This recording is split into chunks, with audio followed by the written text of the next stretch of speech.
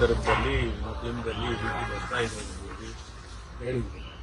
ಆಮೇಲೆ ನಮ್ಮ ಅಧಿಕಾರಿಗಳಿಗೆಲ್ಲ ಮಾತನಾಡಿಕೊಂಡು ವಿಷಯಗಳನ್ನು ತಿಳ್ಕೊಂಡು ಮಾನ್ಯ ಮುಖ್ಯಮಂತ್ರಿಗಳಿಗೆ ಮುಖ್ಯಮಂತ್ರಿಗಳು ಟ್ಯೂಬ್ನಲ್ಲಿ ಬಾದಾಮಿ ಮಾತಾಡಿ ಇದೆಲ್ಲ ಈ ರೀತಿ ಆಗಿದೆ, ತಕ್ಷಣ ನಾವು ಇದರ ಬಗ್ಗೆ ಕ್ರಮ ತಗೋಬೇಕು, ಇಂಥದ್ದನ್ನೆಲ್ಲ ಇಲಾಖೆಯಲ್ಲಿ ನಡೆಯೋದಕ್ಕೆ ಬಿಡಬಾರ್ದು. ಯಾವ ಕಾರಣಕ್ಕೂ ಅವ್ರು ಎಷ್ಟೇ ದೊಡ್ಡವರಿರಲಿ ಹಿರಿಯರಿರಲಿ ಯಾರೇ ಇರಲಿ ಅಂತ ಹೇಳಿದ್ಮೇಲೆ ಅವರು ಕೂಡ ಸೂಚನೆ ಕೊಟ್ಟು ಇಮಿಡಿಯೇಟ್ ಆಗಿ ಅವರಿಗೆ ಸಸ್ಪೆಂಡ್ ಮಾಡಿ ಎನ್ಕ್ವೈರಿ ಮಾಡಿ ಆಮೇಲೆ ಅವರಿಗೆ ಏನು ಹೇಳಿಕೆ ಕೊಟ್ಟಿದ್ದಾರೆ ಅದು ಸುಳ್ಳು ಹಾಗೆ ಎಂಥದ್ದೇನಾದ್ರು ಇದ್ರೆ ಅದೇ ಆನಂತರ ನೋಡೋಣ. ಆದರೆ ಮೇಲ್ನೋಟಕ್ಕೆ ಇದು ಕಾಣಿಸ್ತಾ ಇರೋದ್ರಿಂದ ಅದನ್ನ ಇದು ಯಾರಿಗೂ ಗೌರವ ತರೋದಿಲ್ಲ ಅಂತ ಹೇಳಿ ಸಸ್ಪೆಂಡ್ ಮಾಡಿ ಮುಂದೆ ಎನ್ಕ್ವೈರಿ ಆಗುತ್ತೆ.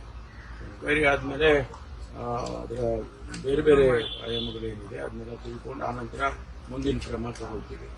ತಮ್ಮ ಭೇಟಿಗೂ ಕೂಡ ಬಂದಿದ್ರು ಸರ್ ಅವರು ನಿನ್ನೆ ಇಲ್ಲಿ. ಅದೇ ಹೇಳಿದ್ರು,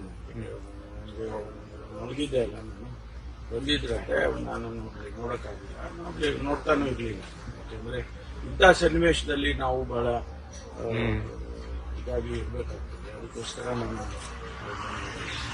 ಅಖಂಡಷ್ಟೇ ಎಲ್ಲ ಅರೆಸ್ಟ್ ಆಗಬೇಕು ಅಂತ ಬಿಜೆಪಿ ಬರ್ತಾರೆ. ಅವ್ರು ಅರೆಸ್ಟ್ ಮಾಡಿ ಅವ್ರನ್ನ, ಯಾಕಂತ ಹೇಳಿದ್ರೆ ಬೇರೆ ಬೇರೆ ಪ್ರಕರಣದಲ್ಲಿ ಹಾಗೆ ಮಾಡಿದ್ರಿ, ಈ ಪ್ರಕರಣದಲ್ಲಿ ಹಾಗೆ ಮಾಡಬೇಕು. ಅದು ಮುಂದಿಂದು ಕ್ರಮ ಬೇರೆ. ಮುಂದೆ ತನಿಖೆ ಆದ್ಮೇಲೆ ಏನ್ ಬೇಕಾದ್ರೂ ಆಗ್ಬೋದಲ್ಲ, ಅವರು ಡಿಸ್ಮಿಸ್ಸು ಆಗ್ಬೋದು. ಅದರಿಂದ ಈಗ ನಾವು ಇಮಿಡಿಯೇಟ್ ಆಕ್ಷನ್ ತಗೊಳ್ಬೇಕು ಅಂತ ಹೇಳಿ ತಗೊಂಡಿದ್ದೇವೆ. ಅದನ್ನ ಯಾವುದೇ ಮುಲಾಜಿಲ್ಲದೆ ನಾವು ಹಿರಿಯರು ಸೀನಿಯರ್ ಆಫೀಸರ್ ಅದೆಲ್ಲ ಏನು ನೋಡಿದೇನೆ ನಾವು ಇಮಿಡಿಯೇಟ್ ಆಗಿ ಆಕ್ಷನ್ ತಗೊಂಡಿದ್ದೇವೆ. ಅದಾದ್ಮೇಲೆ ತನಿಖೆಯಲ್ಲಿ ಏನು ಬರುತ್ತೆ ಅದನ್ನ ನೋಡಿಕೊಂಡು ಮುಂದಿನ ಕ್ರಮ ತಗೊಳ್ತೀವಿ. ಸಂತ್ರಸ್ತೆ ಯಾರು ಗೊತ್ತಾಯ್ತು, ಕಂಪ್ಲೇಂಟ್ ಏನು ಈ ವಿಷಯದಲ್ಲಿ ಏನು ಬೇರೆ ಏನು ಗೊತ್ತಿಲ್ಲ. ಮೇಲ್ನೋಟಕ್ಕೆ ಈಗ ಗೊತ್ತಾಗಿರೋದು ಅಷ್ಟು ಬಿಟ್ರೆ ಬೇರೆ ಯಾವುದೇ ವಿಚಾರಗಳು ಅದಕ್ಕೆ ಸಂಬಂಧಪಟ್ಟಾಗಿ ಗೊತ್ತಿಲ್ಲ. ಸರ್, ಇಂಥ ಘಟನೆಗಳು ಪೊಲೀಸ್ ಇಲಾಖೆಗೆ ಎಷ್ಟು ಮುಜುಗರ ತರುತ್ತೆ ಸರ್? ಖಂಡಿತವಾಗಿ ಪೊಲೀಸ್ ಇಲಾಖೆ ಒಂದೇ ಅಲ್ಲ, ಯಾವ ಇಲಾಖೆನಲ್ಲಾದ್ರೂ ಕೂಡ ಅದು ಯಾರು ಅದನ್ನ ಒಪ್ಕೊಳ್ಳಲ್ಲ. ಅದರಿಂದ ಅದಕ್ಕಾಗಿ ನಾವು ಇಮಿಡಿಯೇಟ್ ಆಗಿ ಆಕ್ಷನ್ ತಗೊಂಡಿದ್ದೀವಿ.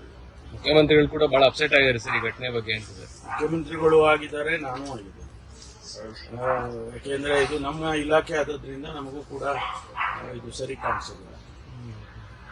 ಸರಿ, thank you. If you like this video ಬೇಗ ಲೈಕ್ ಮಾಡಿ, ಕಾಮೆಂಟ್ ಮಾಡಿ, ಶೇರ್ ಮಾಡಿ ಹಾಗೂ ಯೋಯೋ ಟಿವಿ ಕನ್ನಡವನ್ನು ಸಬ್ಸ್ಕ್ರೈಬ್ ಮಾಡಿ.